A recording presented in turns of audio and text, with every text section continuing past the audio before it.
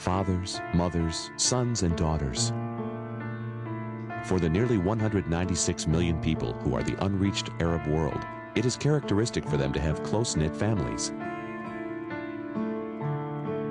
The Arabs live in a region spreading from Mauritania and Morocco in the west to Saudi Arabia, Yemen, and Oman in the east. Islam is the dominant religious force here. Egypt is located in the center of the Arab World Affinity Bloc. Egypt is a unique country in the Arab world due to the 7 million Coptic Christians that call Egypt home. Many believe that the Coptic Church is key to the evangelization of the region. However, witnessing to Muslims is against the law, and Christians have been persecuted in recent years. While visiting the Arab world to explore the ancient sites, tourists often discover that the Arab people are extremely hospitable and caring. The friendliness of the people and their hospitality. It's something that the West just has no idea about. I tell you, it's Arabian thing. It's not just Egyptian thing, it's Arabian thing. The people used to live in desert, and in desert you find lots of lost people. Like you have your own tent in the desert, and you find someone is crossing through, has no drink, has no... So you need to be hospitality with them. And since ancient time, before Muhammad's prophet even, till today, everybody is proud of being generous with people. Hospitality is a positive tradition among Arabs. There are other traditions, however. After you finish your work, you have to have about 1 hour to spend in a coffee, smoking a shish, sitting with your friends. Forget that you spend all this day working. This is, a habit, we made it for a long time. Our grandfathers do it. Tradition, it's so much in their lives. It's not able to change anymore. They don't question it anymore. Tradition has blinded most of the Arab world.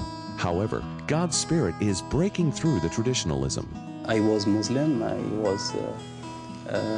was practicing everything in Islam. God is doing good things now in Tunisia. For me, the first time when my friend gave me a Bible, I thought that I was the only Tunisian who has the Bible and the only Tunisian who was thinking about Jesus. But I think after that, when I became Christian, I met many Christians here. I mean, many, more than 100. I travel all over the world and around the Muslim countries. I never seen in my whole life an open Muslims like the Sudanese Muslims. And what God is doing in Sudan today, I would call it only one thing. It's the miracles of this century. Last year, the number went between 35,000 to 50,000 people coming in a big open-air field in a fundamental Muslim country, preaching the gospel in the street. I mean, by all the rules in the whole world, they should not happen, but it's happening there. And God bringing people to His kingdom in those conferences, day after day. There was a chance to speak to Muslims about Christ. I will tell my story, how I became a Christian, and what I faced, and what I'm become now. And I invite them to believe in Christ. But I speak, I have boldness. I speak in the tram.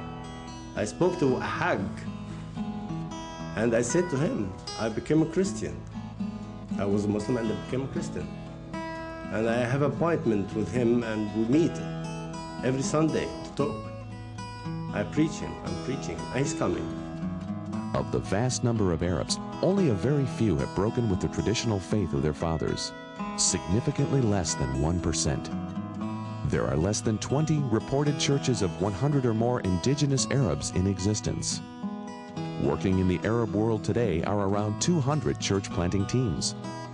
This means each team must reach nearly 1 million people in order to give each Arab the opportunity to make a personal decision to follow Christ.